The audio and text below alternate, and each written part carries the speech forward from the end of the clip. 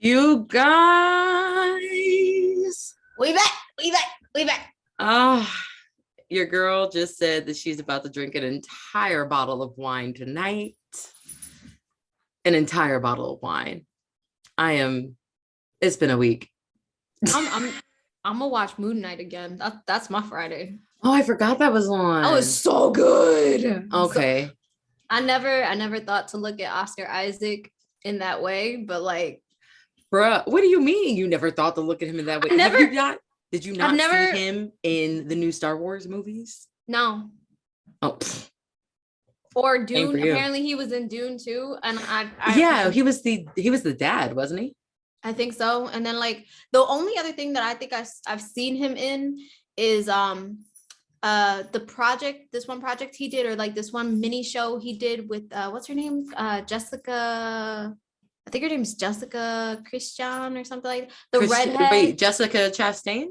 Yes, there you go. The redhead. They did a project together where they play a married couple, but like an unhappy married couple. Wait a minute. This is not about Oscar Isaac. Yes, it is. No, I'm saying this podcast is not about It's not about Oscar fucking Isaac. We'll do extra content about him. Back to YA at heart. Let's get to the real stuff. Where we are talking about A Court of Mist and Fury. We got way off subject. We really did. I thought about Moon Knight and then we just went straight out. Okay. Oh my God. Today we will be discussing chapters 11. Okay, so first of all, let me say this first. We were supposed to be discussing chapters 11 through 20, but some busybody could not keep herself in check and read up until chapter 25. So it's me. I'm that busybody. Mm-hmm. And fuck it. I got all the way up to chapter 25 and goddamn. Oh God. So today we will be discussing chapters 11 through 21. So that's one more chapter over what we were originally going to do. Yes. Okay. So starting with chapter 11. If you guys remember through chapter 10 at the end, Rhys came to pick up Feyre for his play date, and Tamlin was like, whatever you want, I'll pay the price. And Rhys was like, I already have everything I want. And like winnowed. Just sidestepped the shit out of him. He was like, bye, and winnowed out. Right. And just winnowed back to the night court. So they get to the night court and Rhys is trying to like play around with Feyre, be his usual like cocky self and whatever. And Feyre is just like, I'm tired. I don't feel like doing any of this. And now he's getting kind of worried about her. Like he's getting on my last damn nerve. Wait, who? Rhys or Feyre? Feyre. I'm like, girl, I know you're upset. I know you're depressed, but man, he's trying. It was bad. And he was trying hard. He's like, she said that you could almost hear the pleading in his voice. Like, come on, play with me. Come on, say something. And I'm like, damn. Baby Rhys don't beg for nobody. No, but he's begging Feyre. Can you please step up? He's begging for you. Can you please step up? Oh, he's begging for you, Feyre. Come on, girl. So yeah, that was a whole thing. And then Rhys tries to question Feyre about the incident that happened between her and Tamlin. Oh, was she like just passed over it when she was just like she just kind of was just like, it is what it is. Like she just like, oh, nothing serious. And I was like, it pissed me off. I like sat there. I was like, Feyre, if anybody, that's the person to tell. That's right. Just tell him. Right. Oh, hold on. I'm gonna fix this for a second. Put this down. Okay. Yeah, I was like, if anybody, you should tell Rhys. But she knows Rhys is going fuck Tamlin up. No, legit. He really probably would have. He probably would have winnowed right back to Spring Court and would have fucked Tamlin up. Yeah, like what did you do to her? Yep. So he's like really pleading with Feyre here. And this is the first time that we see him admit exactly what happened to him under the mountain as well. Like he goes into explicit detail about like the things that he suffered. And the things that he had to do. Yeah, on this chapter. Let me see what page it's on. Yeah. Let me see.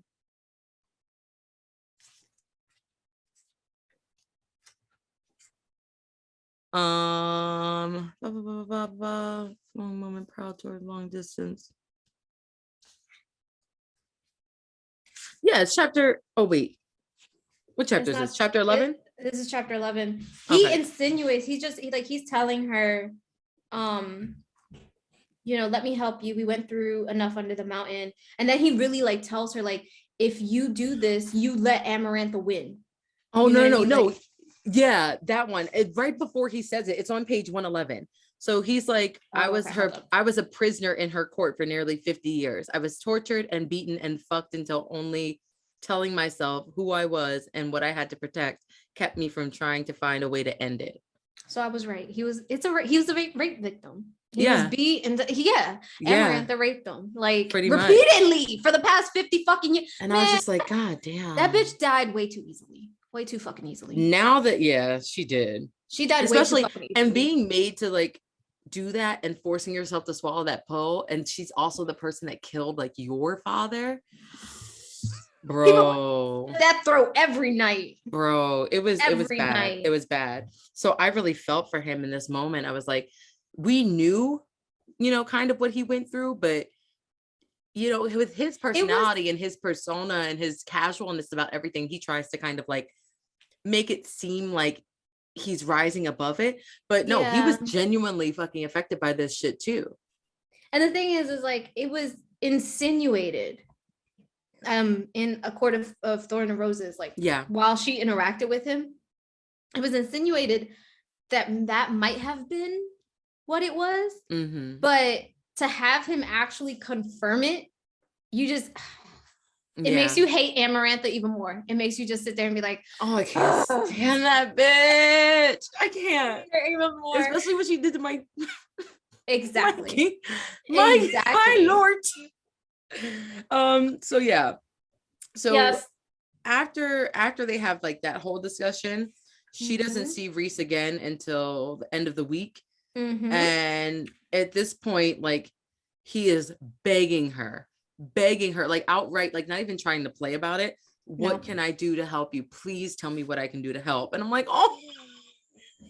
But I mean, at this point though, he realizes, okay, maybe me pleading isn't working. So then he starts to use a little bit of force. Mm-hmm. So he starts to use his powers, and then it actually gets Feyre to use a little bit of her powers.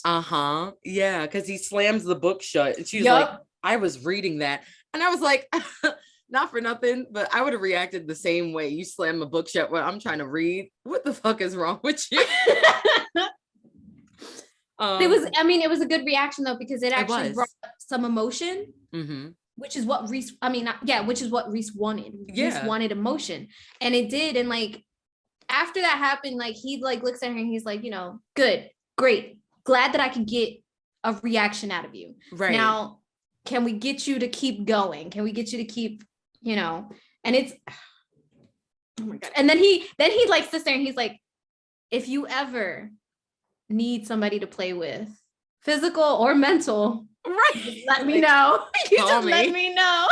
I was like, I fucking can't. Now the worst part though at the end of this chapter is because after that, okay, we mentioned this, obviously Feyre being depressed and not because in the last chapter we said that like she slept a lot. Right. Okay, so what we're also noticing in this chapter is she's not eating, and it was insinuated that she looks malnourished in the last chapter. So Rhys is feeding her, like he actually brought her, like I think this is the chapter where he brought her the food himself right before he closed the book on her fingers and stuff. But Rhys is trying to make sure that she actually eats, because I don't think Tamlin is concerned. That's my thing. This whole time, from the very beginning, from the very first chapter where she's like literally throwing up and he's just laying in bed and she's loud, like she is like, from the very first chapter to now, I get that you're dealing with your own shit, but so is she. So why are you two not talking about this? Like the thing with Rhys is he's making her talk about it, because it's not going to go anywhere and it's not going to get better if you just keep pushing it down. Like that's why she keeps having these panic attacks. whenever she like is in the dark by herself, or when she wakes up in a whole sweat in the middle of the night. So Rhys is really trying to help her, whereas Tamlin is just like, oh, let's move past this. But the thing is, you can't move past it without acknowledging it. Exactly. Yeah. That's the difference. Tamlin wants to cover it up and just be like, okay, let's just pretend everything's perfect. Exactly. As Rhys is like, no. We're both pretty fucking broken. Let's just talk about it. Right. And we can be broken together. Like, we can be broken, but be okay. And we can heal together. Exactly. Yes. And I'm just like, that's the difference. That's the difference. So, all right. So when he tells her, like, you can, like, you know, call me, beat me if you want to reach me. Yes, he definitely does. That's the best. I was like, wait, why did I think a Hotline Bling and Kim Possible when he said that? Call me. Oh, sorry. So then after that, she actually does eat. So it just seems that like she tends to eat around Rhys than she does Tamlin. But then the next morning she ends up having to go back to the spring court, and it's like starting over from scratch, from zero. It's like lather, rinse, repeat. Tamlin is pissed off. He sends her straight inside. And then, as she said, like in the previous chapters, he like eased up a little bit.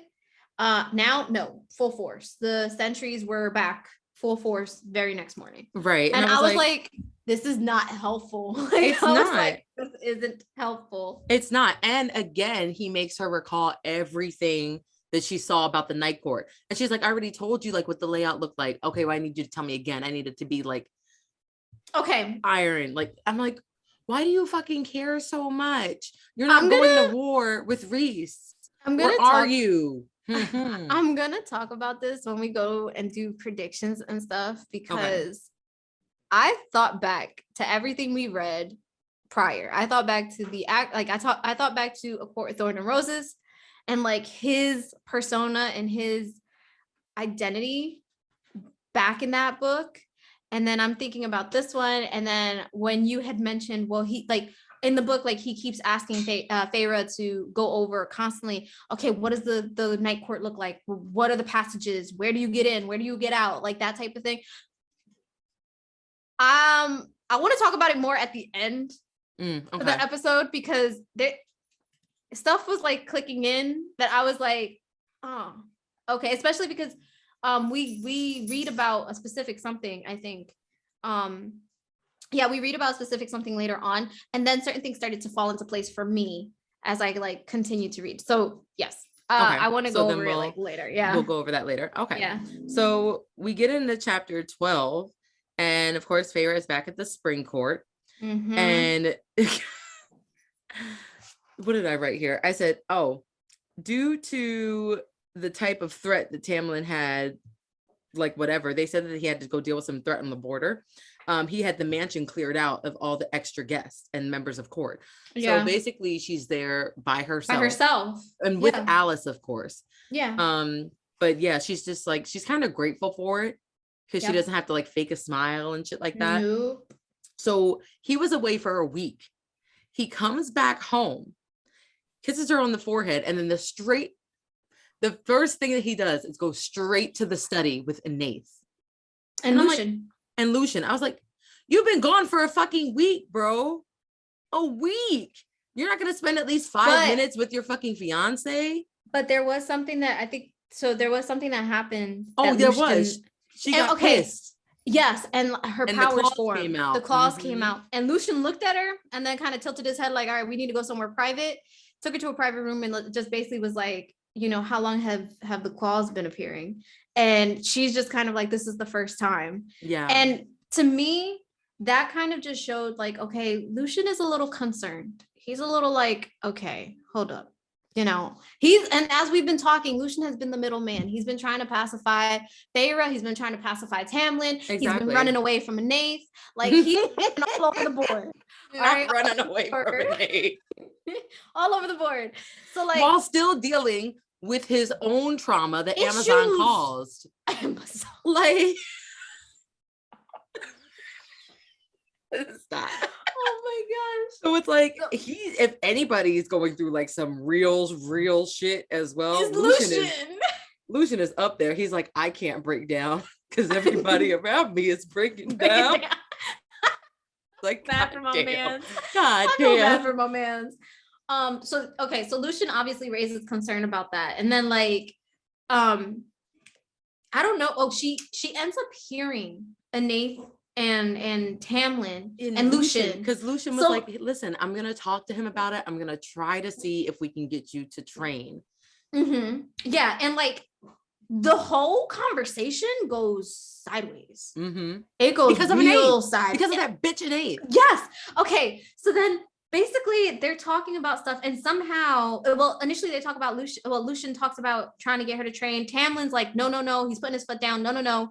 And then Anaith is like, if she trains, that's just going to bring more suspicion and people are going to wonder why and things. And then this is how they're going to discover that she has all of the powers of all of the courts and stuff. And then that somehow goes into a conversation where Anaith is like, what do you think's going to happen if, or something about, Tamlin and Feyre having kids and those kids being powerful in Perinthian, right? But then it shifts. And then she's like, what do you think is going to happen if other high fae, other high lords find out that she has these abilities and stuff?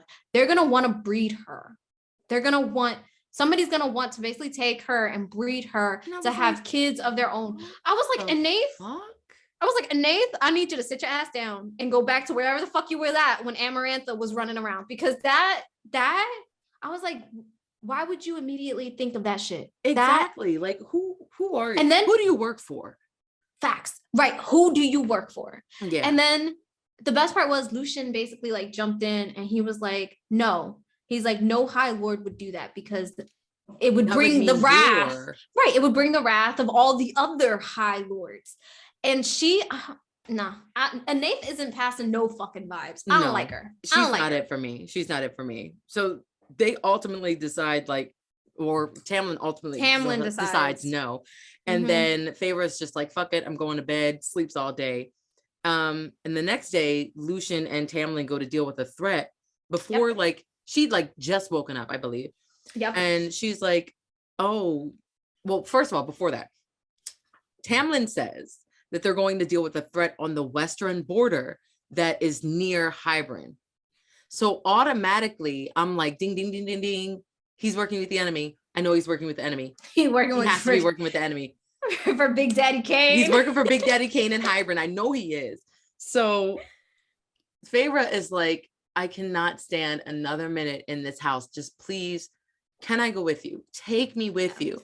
Yeah. And of course, he's putting his foot down like, no, it's not safe. No. You should stay here, all this stuff.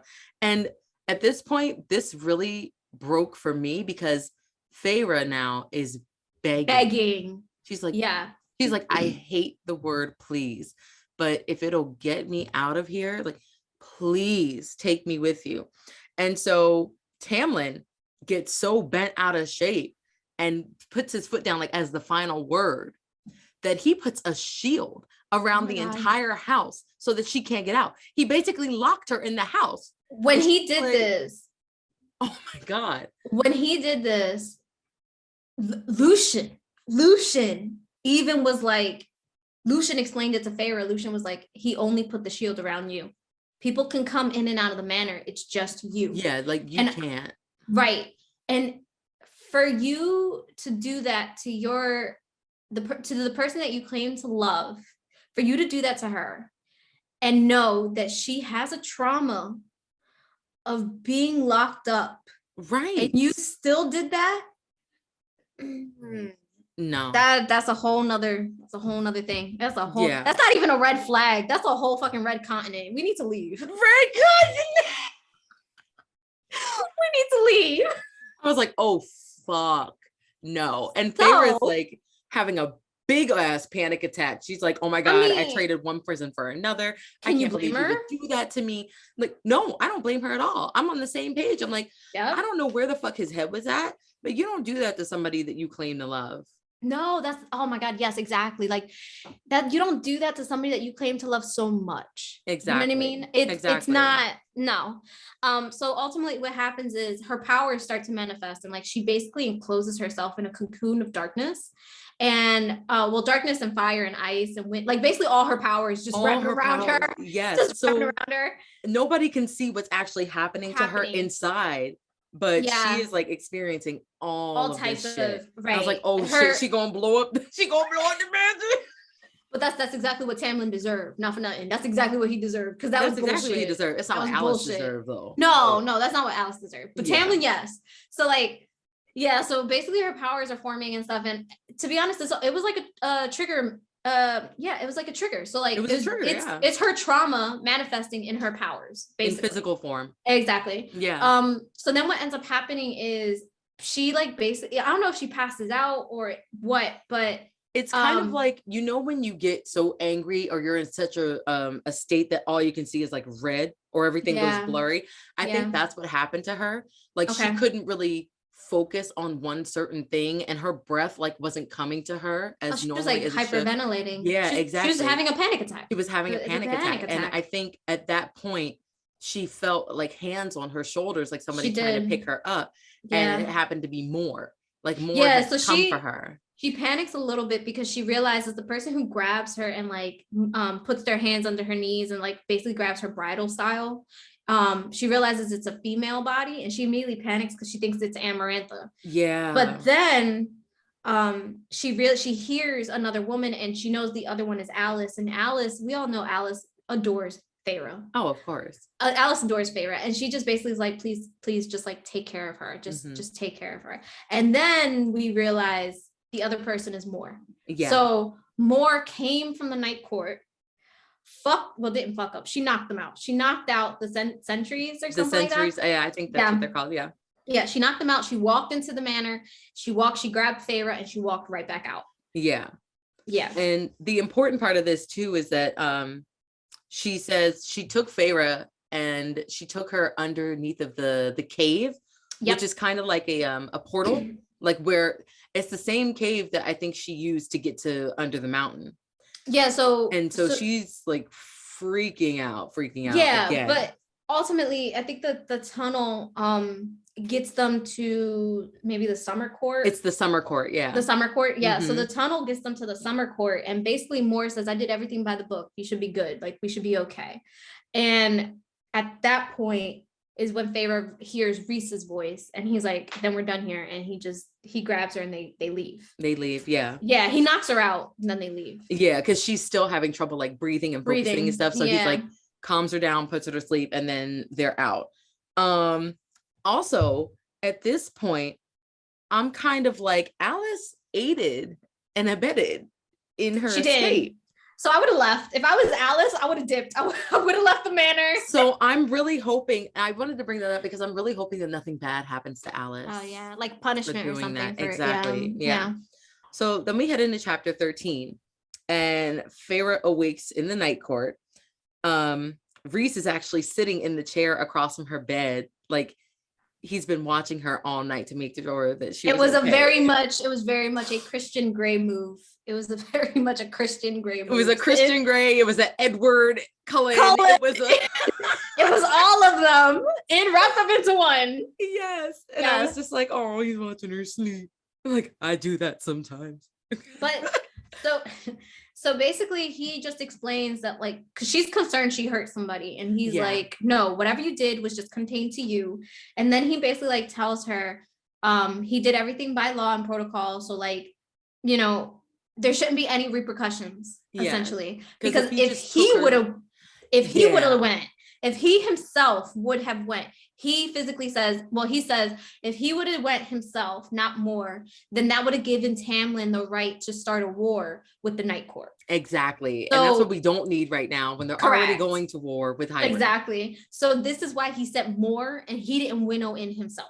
Mm-hmm. So Moore, that was the reason why he sent Moore. Ultimately though, he tells Feyre like, this has nothing to do with the agreement that we have with you coming once a month and staying with me. He's like, this has nothing to do with that. So if you want to go back, that is your choice, but you don't have to go back. Right. Like you can stay here as long as you need, as long as you want. And also if you do want to go back, I'll take you. It's your decision. Like he doesn't put any pressure on her.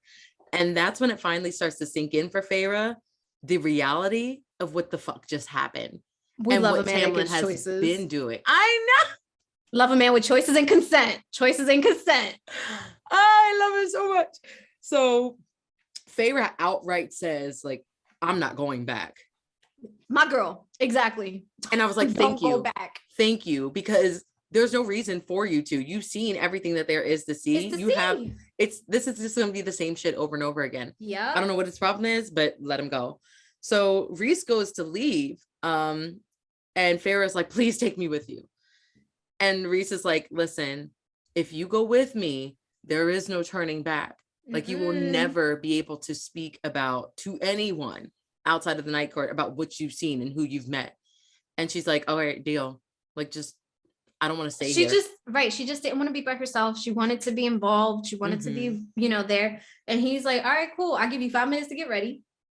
And you can come with me. He's like, but if you do, you got to promise you're not going to tell anybody anything. Exactly. So to me, what that tells me is he knew Feyre was recounting her week to Tamlin and explaining everything to him and describing the house and things like that.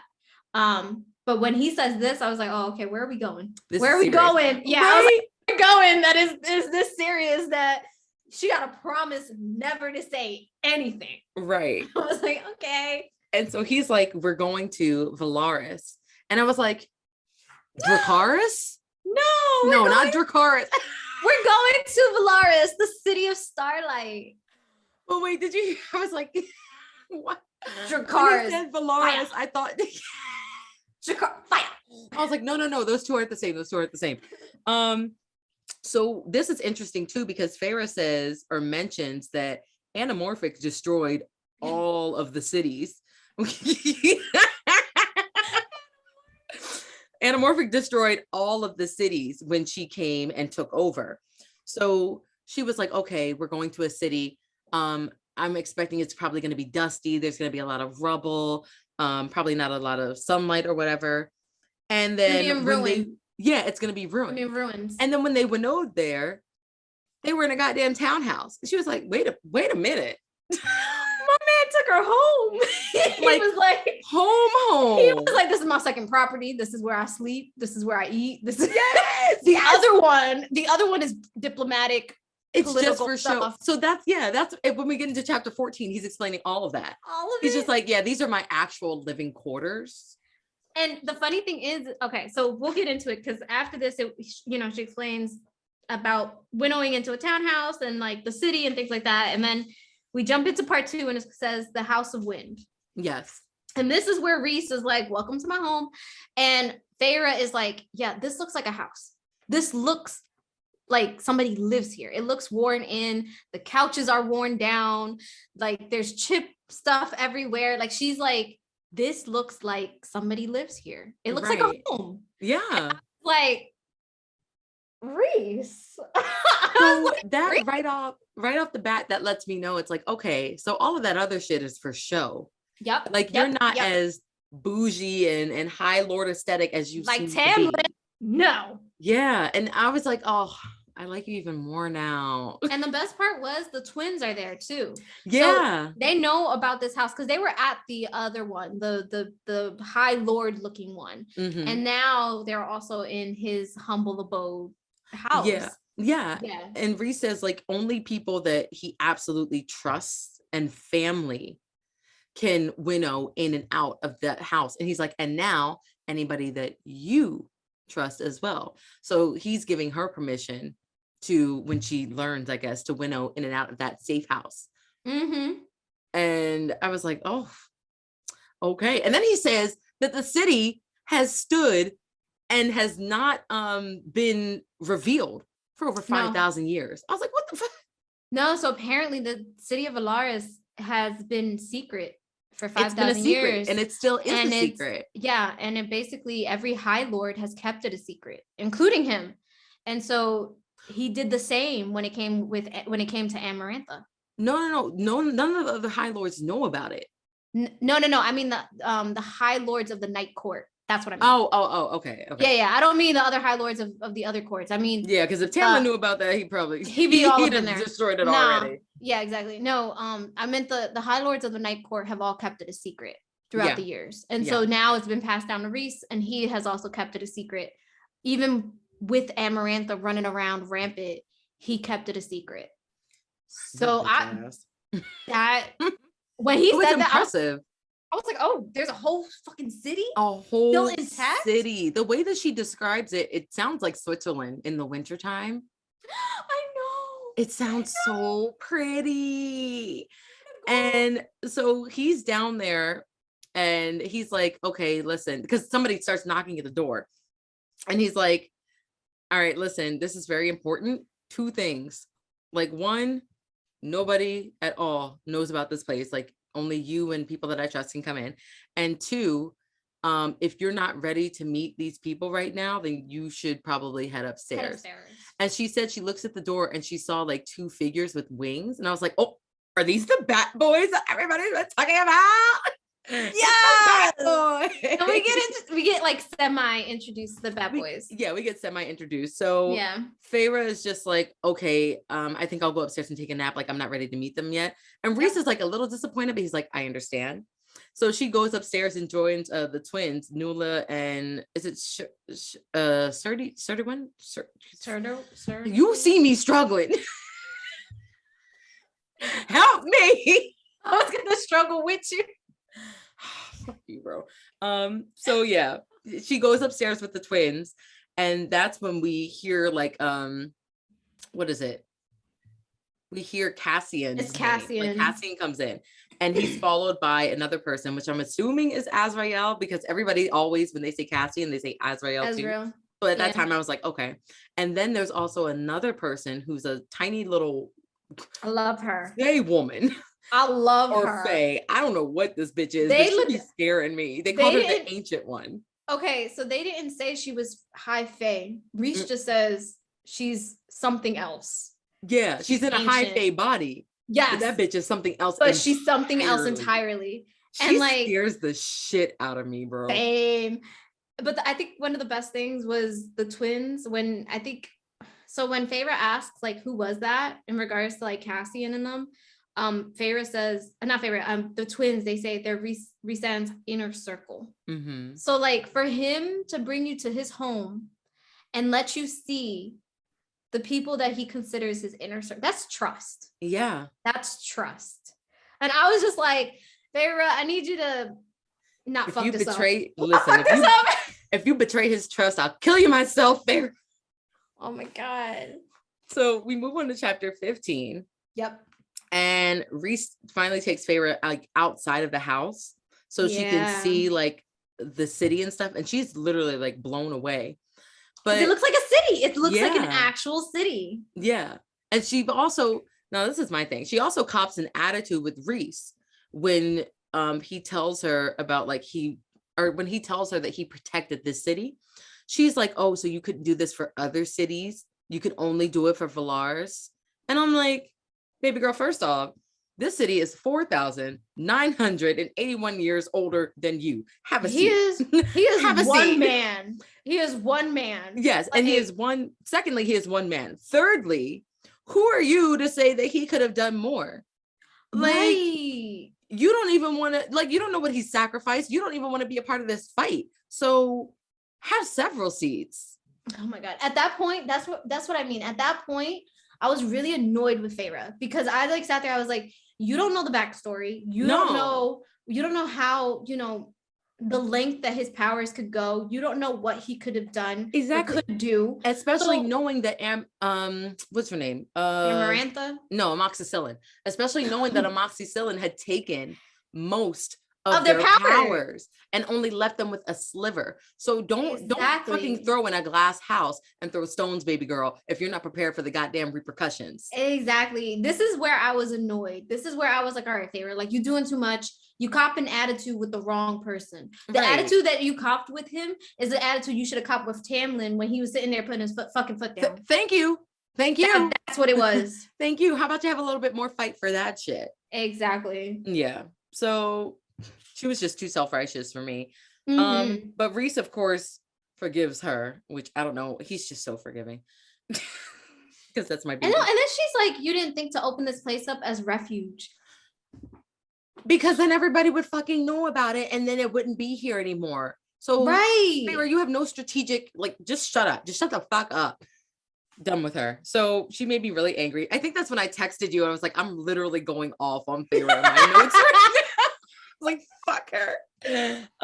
So Rhys is taking her through the city, and sometimes he's stopping and he's actually talking with the other Fae that live in the They know him by name. Yes, they address him by name, not hi lord, my lord. They're just like hey, what's up, Rhys? You're like, what's up, Rhys? Right. And he's talking, he's like, oh, how is this? Oh, how is so-and-so doing? And stuff like that. Like, he's genuinely connected to his people.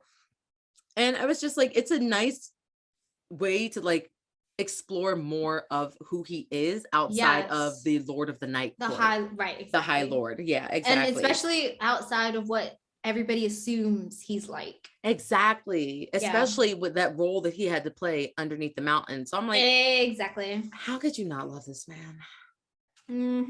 Yeah. So he finally brings Feyre to, I think, what he calls the arts corner or arts district of Velaris. Yeah. And she's describing like all the beautiful colors and well, not this color so much, but it is the first time that she kind of like references colors. Yeah, where it's actually like she's not looking at colors and then immediately thinks, oh my god, Amarantha, or oh my god, the fairies I killed, or something like that. Yeah, well, not at first. And no, not at first. That's what I mean. Yeah. But that thought does come. Yeah, but it's like later though. It's not immediate. Yeah.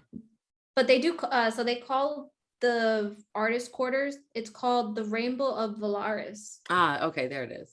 The Rainbow of Velaris. So yeah, so like she gets there, and I think, to be honest, I think Rhys took her there in the hopes that like she would want to maybe pick up a brush or paint or maybe go buy some supplies or things like that. Of course, Feyre kind of disappoints, and she's just like, I'm tired. I want to go, like, I'm tired. Yeah. And it's like, he's like, it's okay. You know, I'll bring you back when you're ready. But it's just like Rhys is putting so much TLC, and so much effort into trying to bring Feyre back. Which is way more than what fucking Tamlin was doing. Yeah. Tamlin was just like, oh, I'm going to let her wither away. Oh, you know what? Here you go. Here are some paintbrushes and some paints. Maybe you'll want to paint, but I'm not going to stick around to see if you do. Oh, I got angry. Let me blow up this house. Like, done. Yeah, Tamlin is a no for me. We're done with him. It was really, I like sit there. I was like, the difference between somebody who went through the similar trauma as you, and yet they're sitting there and they're like, I'm not going to let this bitch win. I'm going to take every day by the horns and like try to make it worth every day. Right. And to try to do that with you and try to like just be like, all right, well, you know, take you outside, take you to go see Velaris, take you to go see the artist corner or the artist quarter, because he knows you're an artist at heart and he wants to showcase, like, goddamn, yo, like, where's my Rhys? That's what I want. Here we go. Here we fucking go. Here we fucking go. Yeah. So later in the night, what does she mention? Well, before that, she gets mad when they're on their way back to the townhouse. She gets mad because she's looking around and she's like, these people, they're so happy, like they don't have a worry in the world, like they've never had to suffer. And Rhys is like, hey, you know, calm down. This my people didn't do anything. This isn't their fault. And she has to kind of like check herself. Yeah. And I was like, good, because they didn't do nothing to you. But at the same time, another thing is, so after, I think it's after that, maybe, he kind of explains his inner circle. And this is where we get the actual names. So we already knew about more, but now we get Cassian, Azriel, and Amran. I think I'm saying her name right, Amran. And, you know, she asks, what happened? Wait, is that before or after she accidentally slips into his mind?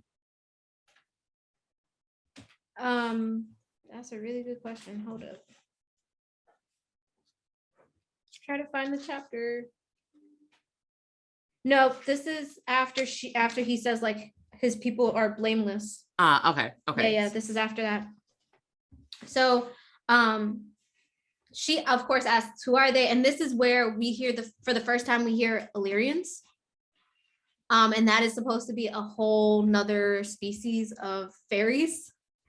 And then Amren, but we don't know how to describe Amren, so we're scary. It's scary. Amren is scary. And I don't know what she is, but whatever she is, it's not to be fucked with. That's basically what Reese says. Reese is like, whatever she is, she should not be fucked with. That's right. It. And she's older than the city itself. Exactly. Like, now, here's the best part though. Amren is his second. Yeah. That scary little girl or little woman is Reese's second. Mm-mm. I was like, hold up. Right. Like, oh, okay. Can you please tell me why? Right. And then Moore is his third. Yeah. And then you have Cassian and Azrael. And Azrael. So that was important to note too, because it's like he chose two females to be his top dogs, like his one and his two. And we find out later on, like a lot of people weren't cool with that at all. Yeah. But this is the first time that we're hearing the tiers exactly of the inner circle. Yeah. And so it's like Feyre has more promise of having a better life here than she does in the spring court. So yeah, he is describing Amren and telling her how like older she is and how she's like pretty much a monster in sheep's clothing. Yeah, that's exactly what he said. Exactly. And he's like, don't steal none of her jewelry, or like she'll roast you, jewelry, that type of thing. And like, it was like, oh no, I don't even want to be near that bitch.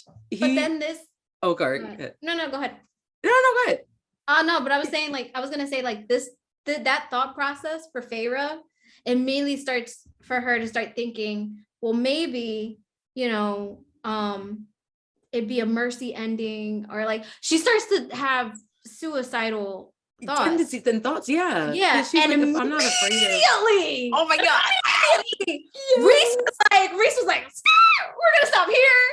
No. He like grabbed her by the chin and he's like, don't you ever think that. And I was like, oh, I'm gonna cry. I was like, this is a man.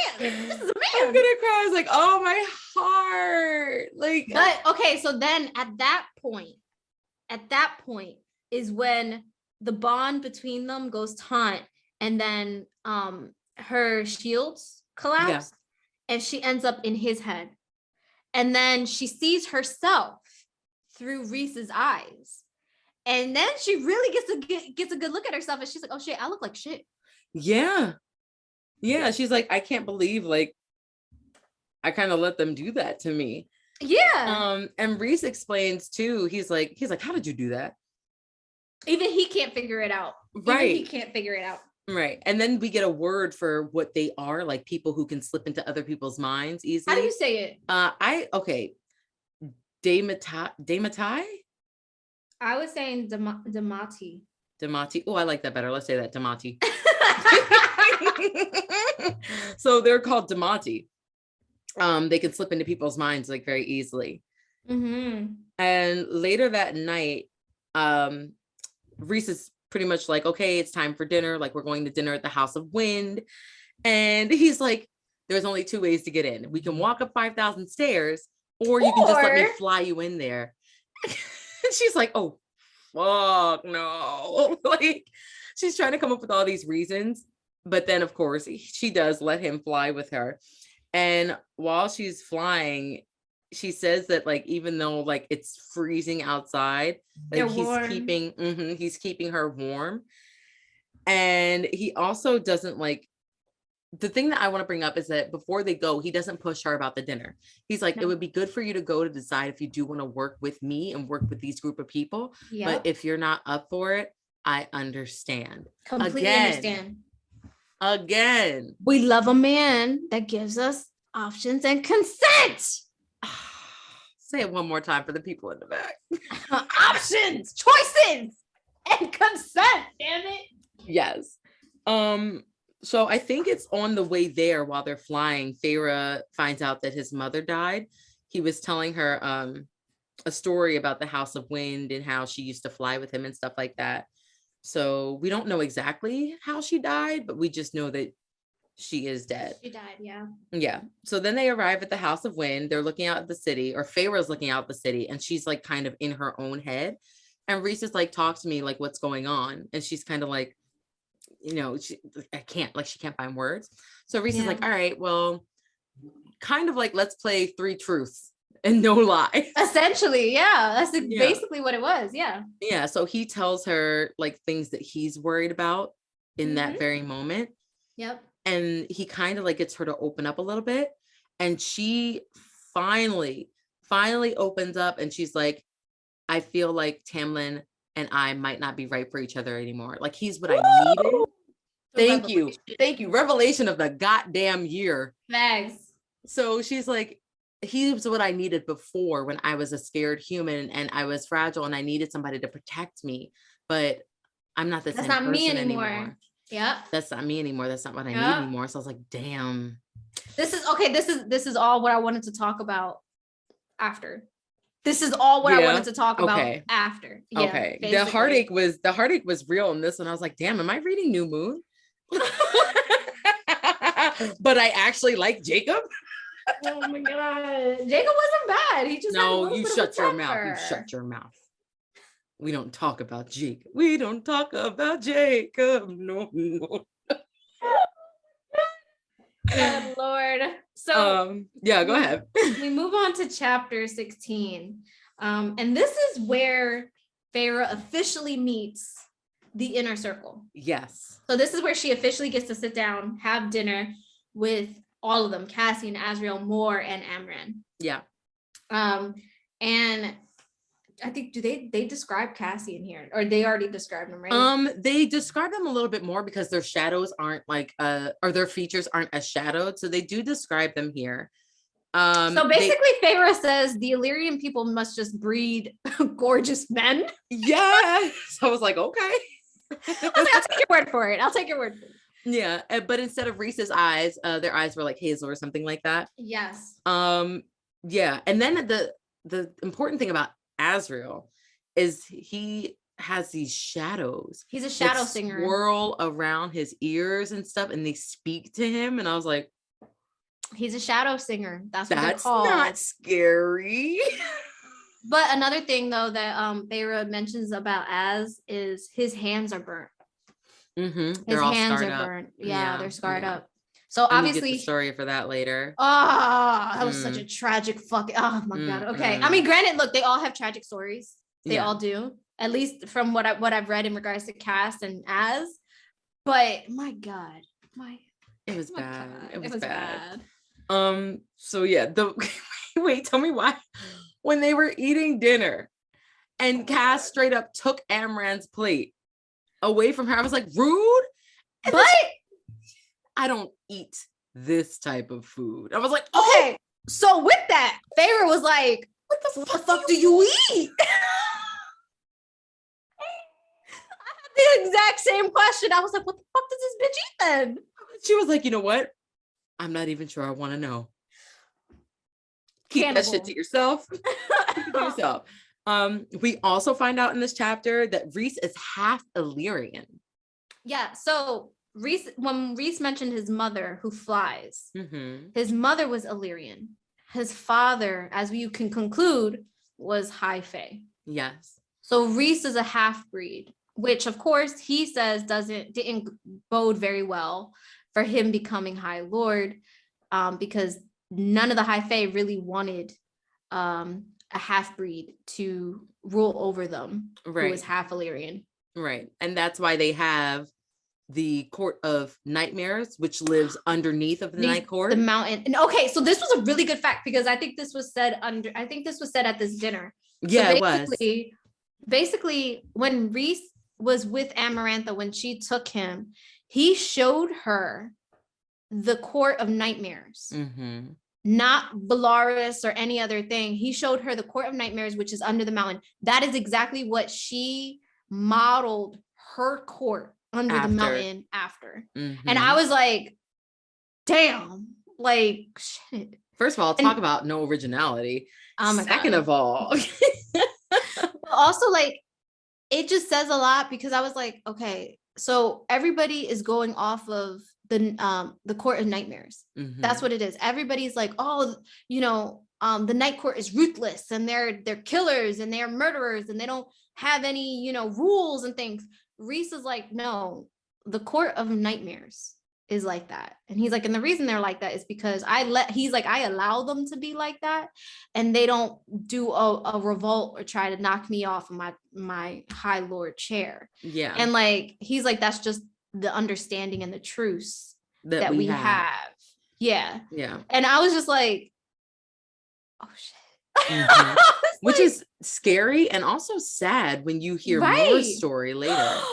My God, more, yo. Yeah, when you hear more story later, it's like, damn, like, but he like, it's like, can he really do anything? Fuck the Court of Nightmares. That's all I gotta honestly say. Fuck the Court of Nightmares. So Feyre's like, oh, if that's the Court of Nightmares, then what is this? And Cassian is like, the Court of Dreams. I love him.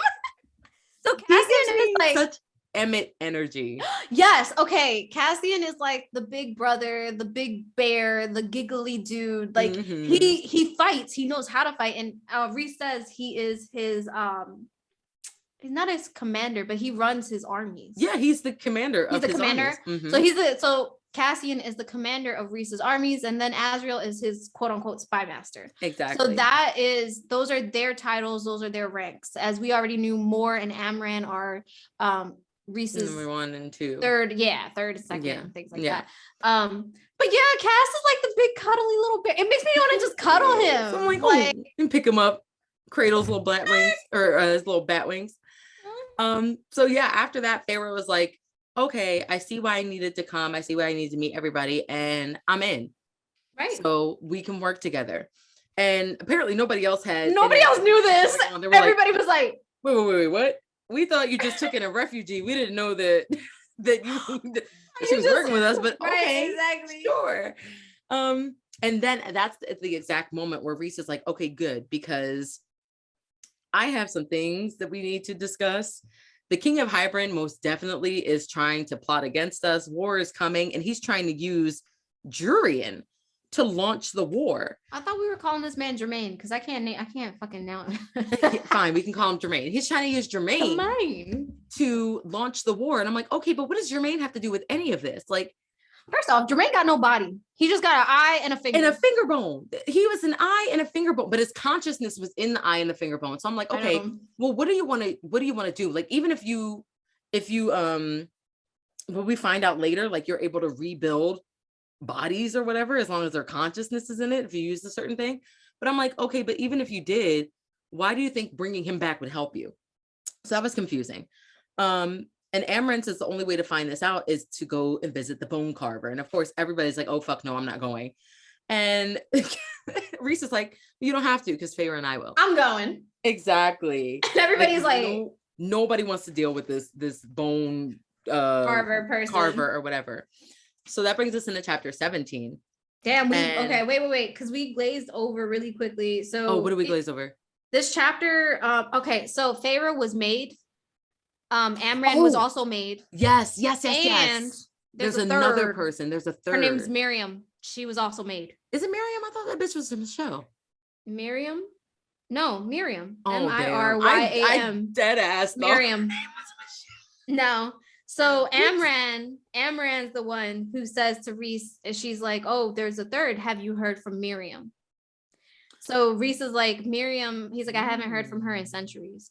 So the cauldron, or not the cauldron, but whatever, 3 people have been made. Feyre has been recent. Amran has been the oldest. And the third is Miriam. And then also, they also talk about the Illyrian culture.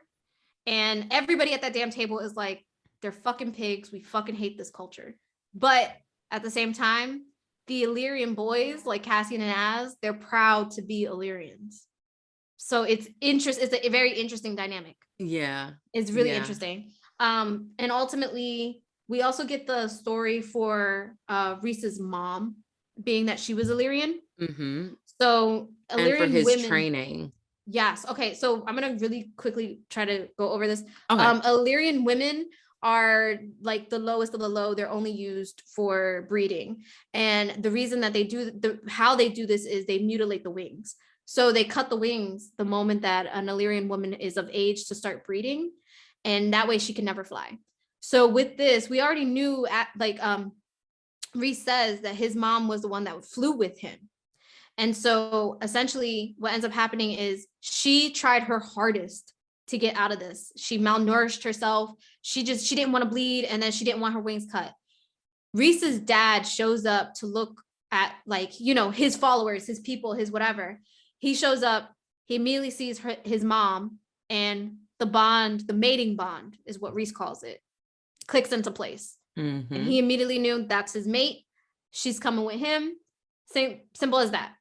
And ultimately, that's how Rhys came to be. His parents didn't like each other, though. His mom hated his mom. His mom hated his dad. The way that he did things, like the way that he ruled. Yeah, but she was grateful that he took her because she was able to keep her wings and she was able to fly. Yeah. Then we go over the boys.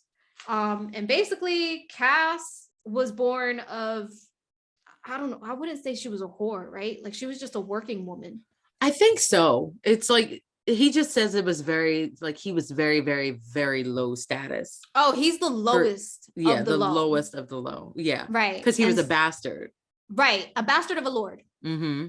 So, oh no, not Cass. Cass wasn't a bastard of a lord. No, Cass was just a bastard. Azriel was a bastard of a lord. Bastard of a lord. But Cass was just a bastard. Mm-hmm. So Cass was just a bastard. His mom basically, like, not that she couldn't take care of him and or anything like that, but he was taken from his mom. He was taken from his mother and then thrown into the Illyrian camps. Then Rhys was brought in next, and then Az after that. Mm-hmm. Az is the bastard of a lord. Yeah. And apparently the Lord already had 2 legitimate children. And then the Lord's wife and her kids basically didn't take too well to him having a third kid that really wasn't his. They tortured Az. Yeah. They tortured him for 11 years. 11? I think so. Yeah, 11 years. 11 years. So they tortured this kid for 11 years. And that is how he got the scars on his hands. Yeah. But his dad wanted him because shadow singers are far and in between, like they're very rare. So that's the reason why his dad wanted him. Ultimately, Az ends up on the camp. Now, Rhys's mom took him to the camp because she was like, I understand you're powerful. I get it. I understand you're a half-breed and you have all the powers that your dad has and you have all of my abilities too. But I need you to be able to defend yourself if you can't use your powers. Mm-hmm. And that's why she threw him into the camp. Right. But she stayed near the camp. His mom was obviously a very loving woman. Like she went against the nature of the Illyrians, and she stayed near the camp and he stayed with her. And what ends up happening is he sees Cass, struggling. Cass has like this rink-a-dink tent and things. And his mom explains, him being the lowest of the low, nobody's going to help him. He has to make it out there on his own. And Rhys was like, I don't think so. So he goes out there, he grabs Cass, he brings him back to the house. His mom was pissed off at first, but then she's like, well, fuck it. I'm going to keep him. And then she ends up doing almost the same for Az, but she knew Az's mom. Yeah. So she basically brings them all together, and that's how they become friends. So they start off as an alliance at first. Yes, they start off as an alliance and then eventually become friends. But the funny thing is I think is very interesting, and this says a lot about their bond. They were practically brought up as brothers. Yeah. If one mother was taking care of them, then that's your brother. Yeah. You know what I mean? So that's what Cass calls him at the dinner table. When bro. Yeah, when Feyre's like, oh, you're related. He's like, oh, well, we're brothers in the sense that every bastard is a brother or something like that. Right. Yeah. But I thought that was really interesting because that backstory made for a very strong bond. Yeah. Very strong bond. So that backstory was just interesting to me. That's why I was like, we can't skip over this. I like it. But on to chapter 17.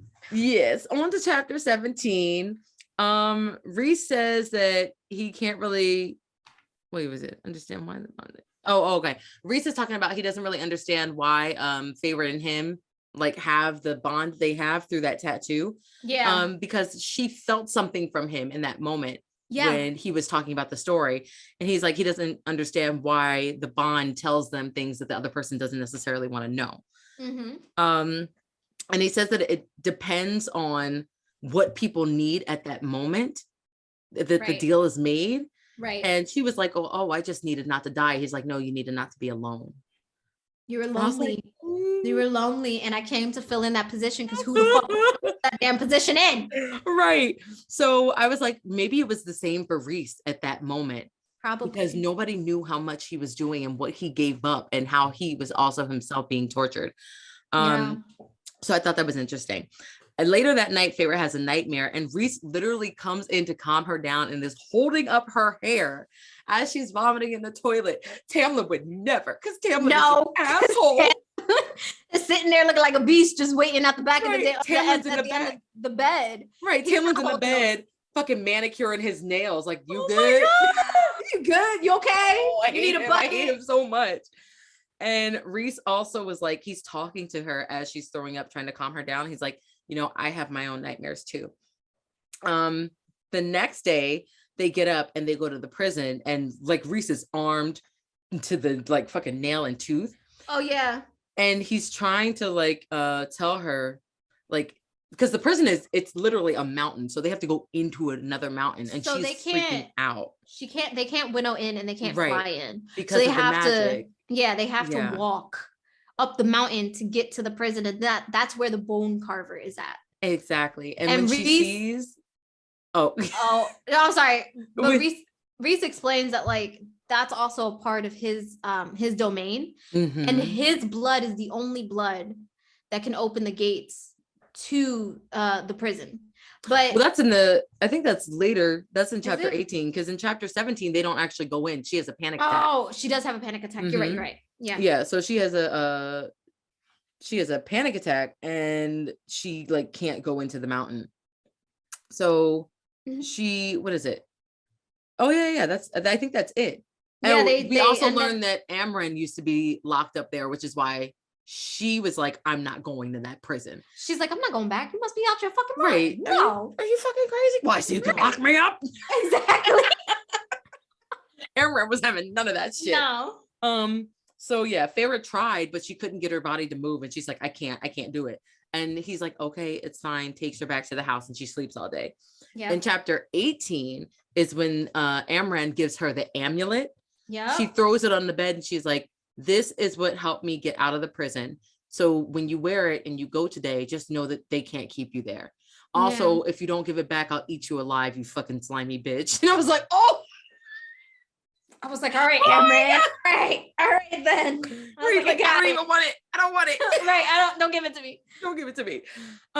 So at this point I was also like, is she a fucking friend or foe? Is she a good guy or a villain? Like, I don't know. I'm so confused. She's so scary. So yeah, so they get to the prison. They're walking up the stairs, and we get a little background. That's when we get the background on Azrael's story and on Amren. And they're saying like Amren was in prison, but not in that body. And she's an ancient one. Yeah, she was there. She was in jail when Prythian was actually created. Like when Prythian, not like created, but when Prythian actually became Prythian. So she was in there for a long ass time. What did she do? But here's the thing that I thought was super, super interesting. And I think it's this chapter where Rhys is explaining it. The monsters that are in that prison, he's like, some of them could be from a different dimension. Yes. Or a different reality. Too. And just got stuck here. Because there was a ripple in time or fabric, or there was a ripple in the magic. And that's why they think that Amren is not of this world. Which would explain a lot, because if everybody fears her and she's considered quote unquote an ancient one, and that's not the body that she was locked up in. Like, where the fuck? Where are you from? Who are you? What's going on? So many questions.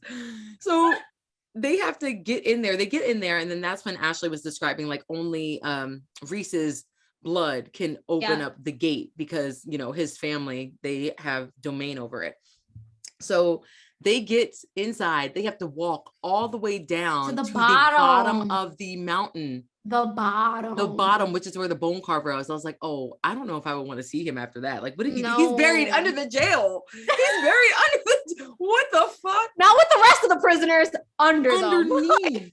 And then the fact that they also go into his cell, I was like, oh, hell no. But then you notice he says his door is the door he likes the most, or is the door that he carved that he likes the most. I think he carved every prison door in that prison. He probably did. I wouldn't be surprised.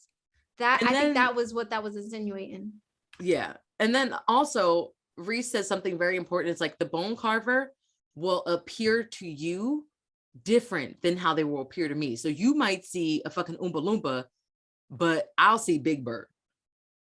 So it's two different things. Two different things. Yeah.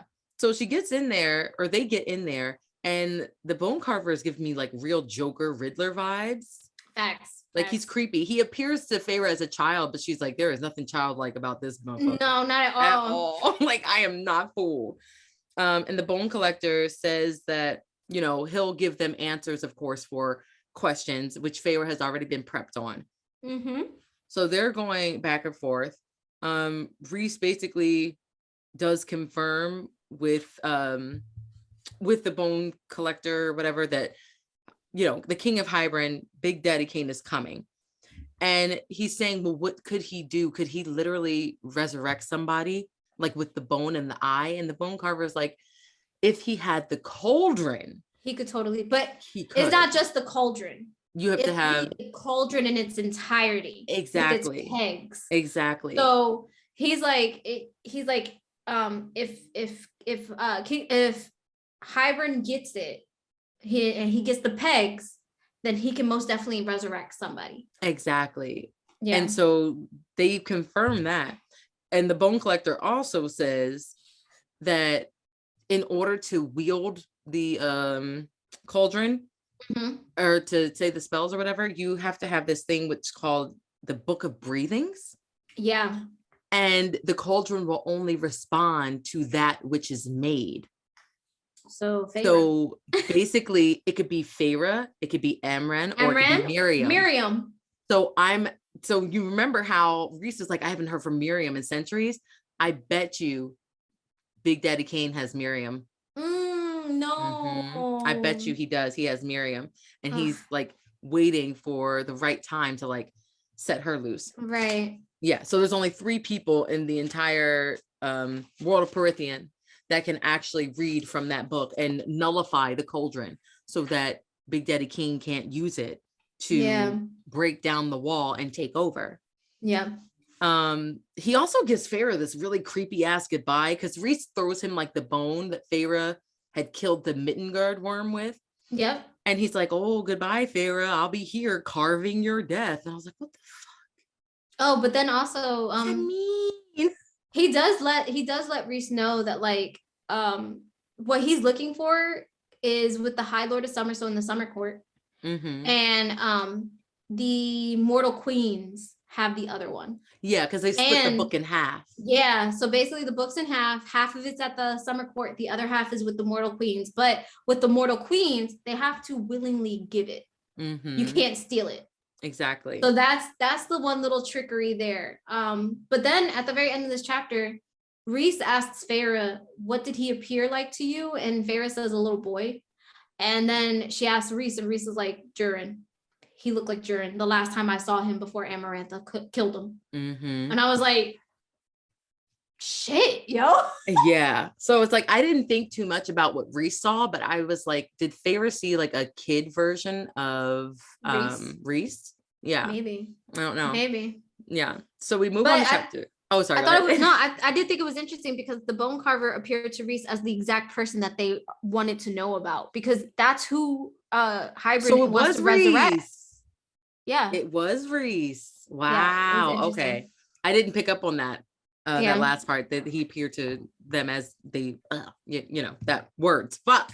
So okay. Move on to chapter 19. Yes, we move on to chapter 19. They get back to the house and they're pretty much making their plans for their next move.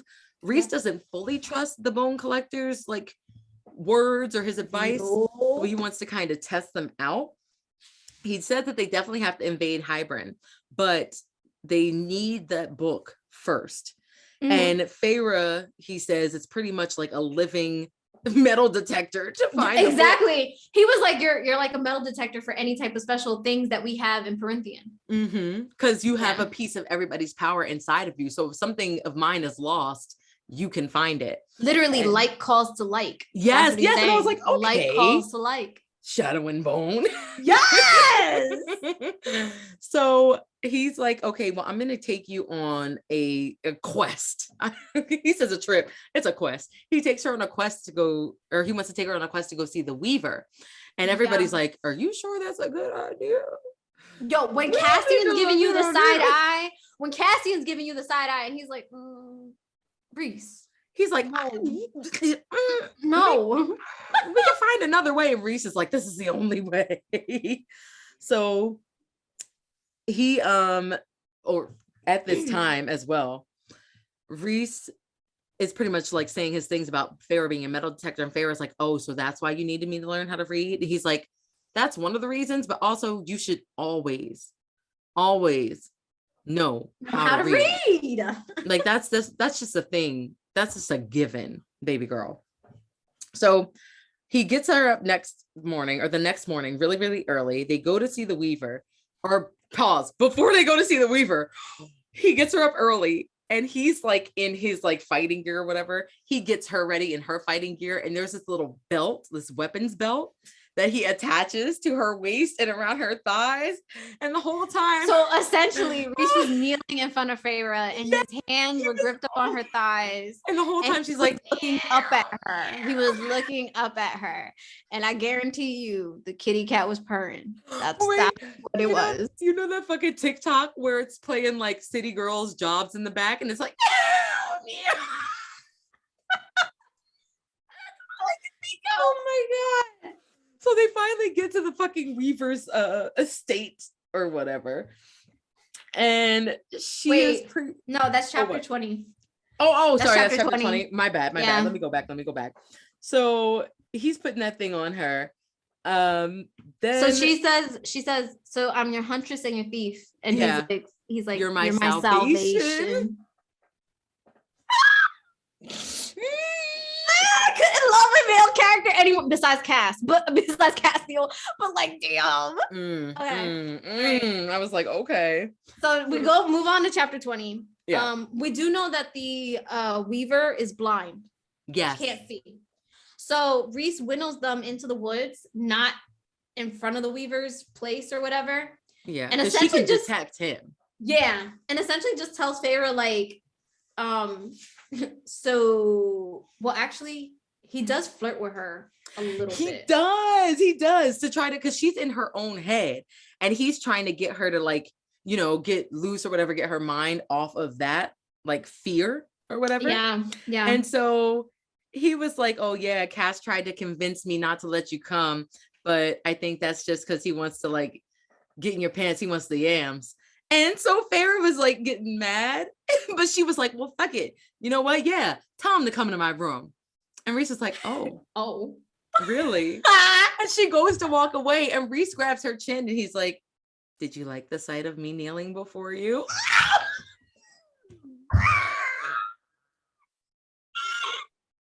She says, wait, because then she tries to play it off. Oh my God. She tries to play it off and she's like, isn't that what all males are good for anyway? Right. But she was like, I'm hoping he can't hear my heart or my heart going. So oh my God. He does do that in order to like distract her, but then ultimately she has to go into the Weaver's place by herself. Yeah. They get there, she walks in, she immediately knows, she's like, damn, this entire setup is a fucking trap. She's like, this shit is mad fucking open, inviting. Yes. She's like, this is a trap. She's like, as a human, I would have even known that this was a fucking trap. But she was like, however, also as a human, if I was trekking through these woods and I was looking for a place to settle down in, this is where I would come. And she was like, so she ends up walking in there very quietly. The Weaver is singing a very disturbing song. Bruh, don't even want to talk about the song. Don't even want to talk about the song. I was like, That's some creepy shit. She was singing some creepy. It was very shit. creepy. And very she was sitting disturbing. there. She was making, what was it? She was weaving. She wasn't weaving. She was making the thread. Oh, it was spinning day. Yeah, it was spinning day. And she was like, thank God I didn't come on weaving day, because who knows what I would have seen. Correct. So and then these spindles or whatever, the thread is made of people or fairies or whatever the fuck. Well, that's the thing. So Feyre's like, she's like, I don't know exactly what it's made of, but it's made of somebody. Yeah, definitely somebody, not something, somebody. No, somebody. So then the Weaver's back is to her, and she's like looking at her. She's like, she looks young. Her body's like very petite. Her hands are like milky white. Her hair is like blow. She's describing her from the back. Mm-hmm. And so ultimately, she's like, okay, where the fuck is this thing that I'm supposed to find? Because she doesn't know what it is. Yeah. It's just the thing. Right. So like, she's like, all right, where is this? And she's waiting and waiting. And then she's like, she feels like a tap. And it's like somebody pulling to her and saying, hi there, I'm what you're looking for. It's me. And like, I was like, what the fuck is this? Right. It's the power that she has. So she follows that thread or that pull, and she gets to a shelf in the back, and like she tiptoes. It's a fucking ring. It's a fucking ring. But when she looks at the ring, she's like, this shit screams Reese. Mm-hmm. It screams it. So then as she's grabbing it, she grabs it. She hears the Weaver stop singing. And she's like, oh shit. Bro, she's like, who's in my house? I was like, oh, yo, no. Hansel and Gretel, for real. It was Hansel and Gretel type shit. So when the Weaver stops singing, that's when we get to chapter 21. Yes. So in chapter 21, this is when all hell breaks loose. This is when all hell breaks loose. Bro, so immediately, go ahead. She barely got out of there with her life. Yo, so like the Weaver turns around and she is just Weaver has mangled in the face. Fucking eyes. She's got no eyes and no lips. She's and no nose. Like they're like slits. The bitch is a female version of Slytherin. Like, oh my God. And like the thing is Feyre runs. She immediately like burns the thread. Yeah, she burns the thread, which causes like a commotion. She can't get out because the door is closed with no handle. The windows have no latches. She's like, the only fucking way out is through the chimney. She goes start climbing through the chimney, and she's like, what the fuck is all this grease? It's not fucking grease. It's people fat. It's people fat and hair and hair. So she starts climbing through that. She starts having another panic attack. Yeah, because she gets stuck. Shit. Yeah, she gets stuck, and she's like, oh shit, I'm gonna die here. She's like, this woman is gonna eat me alive. She's gonna gnaw at my skin.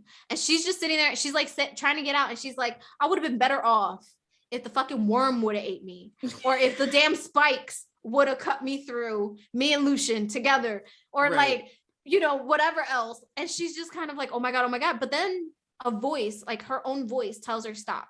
You need to think. Yes, like stop, breathe, think. And that's important too, because Reese this whole time has been like, stop, breathe, think. So he's like implanted that into her where she can like escape. So she starts punching bricks and shit and throws one down at the the goddamn snake bitch. And she's able to get up out on the roof. And she's like, the roof is not made of hay. It is made of hair.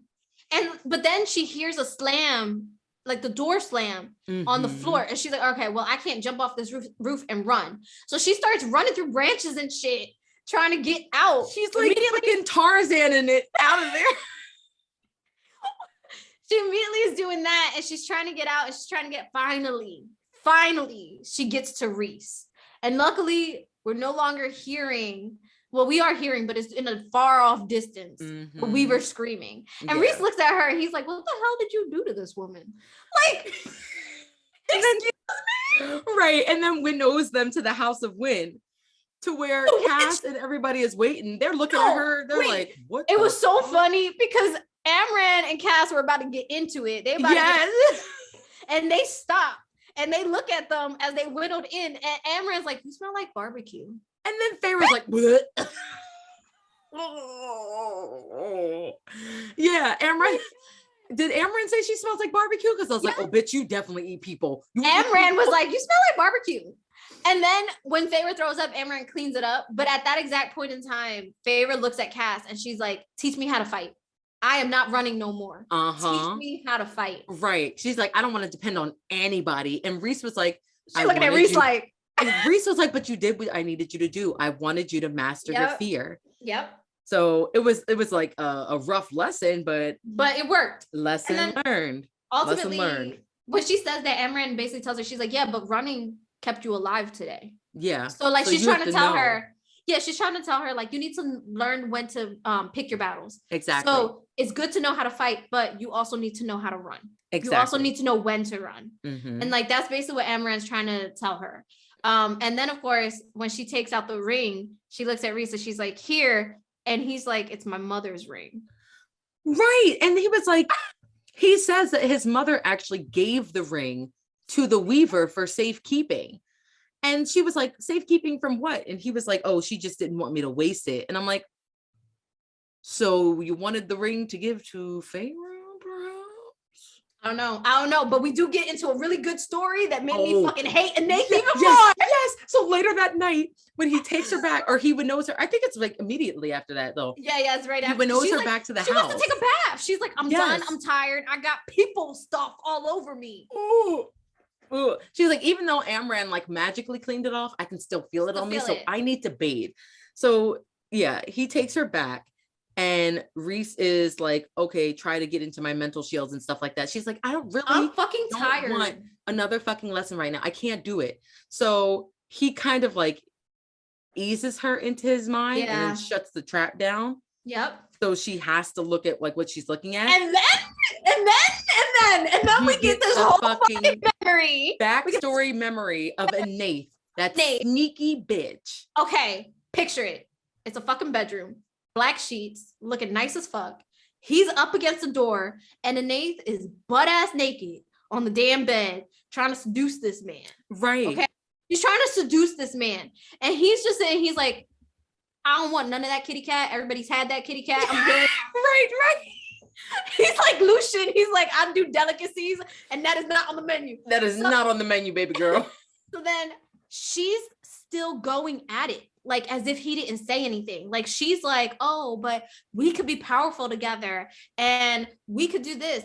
And can you imagine if we had a child? That child would be a powerful child. And he's like, okay, so you want my crown and you want me to be a stud? Like what the fuck is this? Right. What is this? And then she tries to grab him by the crotch and he like cripples her with his magic and like breaks her hand. I was like, that's right, Rhys. Yes. And then he throws her ass out, butt naked and all. Right. To the curb. Hit the street, your ass is grabbed. And the last thing she tells him is, you're going to regret this. Yeah. That's what she says. Yeah. And that is essentially the end of that little memory. To which Feyre is like, and then 50 years later, Amarantha did the exact same thing and he had to comply. Bruh. He had to comply. Yeah. It was like he couldn't fight Ambien. Like she was taking over everything. And that's that bitch's name today. Oh my God. So yeah, that's where the chapter ends. Like he leaves Feyre to her devices, he leaves Feyre to her devices, and she's pretty much like, I cannot fucking believe what just happened. But then also, a little side note, she starts to think, oh shit, did this happen to Lucian? Yes, and even further, oh shit, did this happen to Tamlin? And did Tamlin allow this to happen? I just care about Lucian. So the fact that Lucian was brought up, I was and like, Nathan's a cop gobbler, and I can't. I really can't. But ultimately, that's where that's essentially where the chapter ends. Yeah. And that's where we ended. Yeah. We had to read chapter 21, obviously, because of the way the chapter 20 ended. So please don't be too angry with us. So yeah, I only have one prediction right now because these chapters were so much information. It was a lot of info. Take in. It was a lot of information. So my one prediction is I think Feyre is going to have to use her power to fight against Tamlin and Lucian. No, my baby. I know, but Lucian's on the wrong side. Like, what do you want? So that's my one prediction. Because my mind is just kind of fucked right now from everything. It was a lot of info. A lot of info. Yeah. But So what I wanted to say was, what I sat and really thought about was, and what we kind of brought up was the fact being that Feyre as a human was perfect for Tamlin. Yeah. She was vulnerable. She couldn't protect herself. She needed a hero. She needed that guy to be that hero. But now that she's high fae, she's an equal. And Tamlin doesn't want an equal. He wants somebody to protect. And that's why it's not working. Tomatoes. That is why it's not working. Tomatoes. Throw the whole goddamn thing away. That's exactly why it's not working. And I realized they never communicated properly anyway in A Court of Thorn and Roses. They never communicated. They didn't. It was a very much a whirlwind romance. It was very much like, oh my God, I think I like him. Oh my God, I love her, blah, blah, whatever. With the curse looming in the background. That's exactly what it was. And so really it shouldn't have been a surprise with these couple chapters that they didn't know how to communicate, that the happy ending really wasn't a happy ending, and that what he really wanted was somebody to protect, and she's no longer that person. And he was trying to make her that person, like make her dependent on him. I was like, him. Fuck no. Codependency at his greatest. He wanted her to be codependent. That's exactly what it was. That's some abusive shit, and I'm not fucking with it. Yeah. So Tamlin can suck several dicks, and that's where we are with that. I do believe that he is working for King Hybrid. Oh, absolutely. I think him and Anaith are both. They both are. Mm-hmm. And I think, unfortunately, Lucian is caught up in the middle because that is his friend. And that is his High Lord. He was literally like, I cannot disobey him. Yep. So I don't know what's going to happen to Lucian, but I know Feyre is going to have to fight against the both of them. And we'll kind of see what happens from there. Yeah. But yeah, that's basically chapter 11 through 21. Ooh, that was next a lot. Chapters, it was a lot. Next chapters are 22 through 32. Okay. But Ashley likes to read ahead, so I'm just gonna go ahead and say next chapters are 22 through 35. Oh, challenge accepted. We got this. 22 through 35, and we'll try to make it an hour episode. I don't know how that's gonna go. We're gonna try to get it there, like we'll see. We'll try to get it down. No promises though. But as always, thank you for listening and reading with us. Don't forget to follow us on social media at YA at Heart Podcast on Instagram and on TikTok. Fuck Twitter at the moment.